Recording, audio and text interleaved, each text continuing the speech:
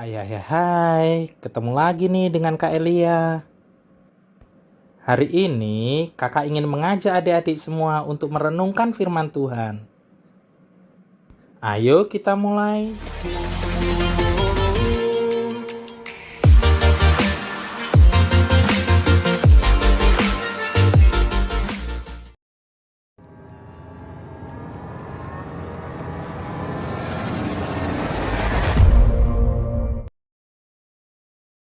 Shalom adik-adik semuanya.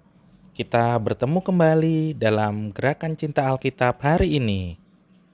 Adik-adik, renungan kita hari ini diambil dari 1 Petrus 3 ayat 8 dan 9.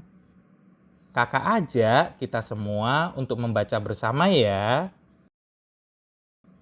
Dan akhirnya, hendaklah kamu semua seia sekata, seperasaan, mengasihi saudara-saudara, penyayang dan rendah hati, dan janganlah membalas kejahatan dengan kejahatan, atau caci maki dengan caci maki. Tetapi sebaliknya, hendaklah kamu memberkati, karena untuk itulah kamu dipanggil, yaitu untuk memperoleh berkat. Adik-adik, untuk memudahkan kita dalam merenungkan firman Tuhan ini, yuk dengarkan cerita dari kakak. Shalom adik-adik semuanya. Kakak mau tanya nih, apakah adik-adik memelihara kucing atau anjing?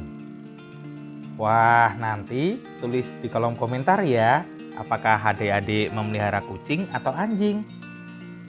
Adik-adik, adakah di antara adik-adik yang pernah memperhatikan anjing dan kucing yang sedang menggoyang ekornya?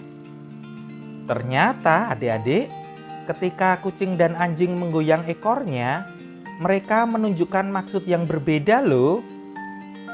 Jika ada seekor anjing sedang menggoyang ekornya dan biasanya agak cepat, itu berarti bahwa anjing itu sedang senang dan ingin mengajak bermain. Sebaliknya adik-adik, jika seekor kucing sedang menggoyang ekornya dan biasanya agak perlahan, itu berarti bahwa ia sedang marah dan bersiap untuk menyerang. Nah, bisa dibayangkan kan apa yang akan terjadi ketika keduanya berdiri berhadapan dan sedang menggoyangkan ekornya? Ya, pasti perkelahian besar terjadi. Kucing dan anjing memiliki pandangan yang berbeda tentang maksud dari menggoyang ekor, hingga mereka salah mengerti. Anjing yang sedang menggoyang ekornya mengira bahwa kucing yang sedang menggoyang ekornya itu ingin diajak bermain, tetapi ternyata ia sedang marah. Jadi, ketika anjing itu mendekat, kucing akan langsung menyerang dengan cakarnya, sehingga membuat anjing itu juga marah, sehingga terjadi saling menggigit di antara mereka. Nah, adik-adik, kisah ini menggambarkan apa yang sering terjadi di antara adik-adik. Ketika adik-adik bermain bersama teman-teman, mungkin ada pertengkaran dan perkelahian karena ada yang tidak mau diajak bermain, tapi yang lainnya memaksa bermain. Akibatnya tentu terjadi perselisihan paham ya. Karena itu adik-adik, belajarlah untuk mengenal sifat teman adik-adik. Baru kemudian ajaklah belajar atau bermain bersama. Setiap adik-adik pasti memiliki perbedaan sifat dan karakter yang adalah karunia Tuhan bagi setiap manusia.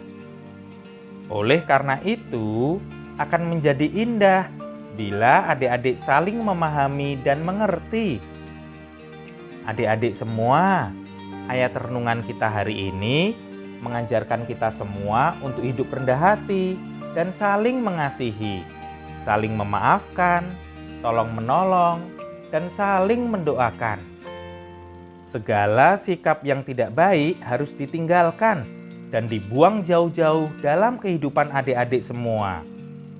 Contohnya, sikap suka mengganggu teman atau kakak atau adik yang sedang belajar, beribadah, bermain, atau beristirahat. Ada juga sikap yang suka berdusta, malas belajar, dan juga malas beribadah, atau kalau disuruh orang tua tidak mau, berlagak sombong, dan masih banyak hal tidak baik lainnya.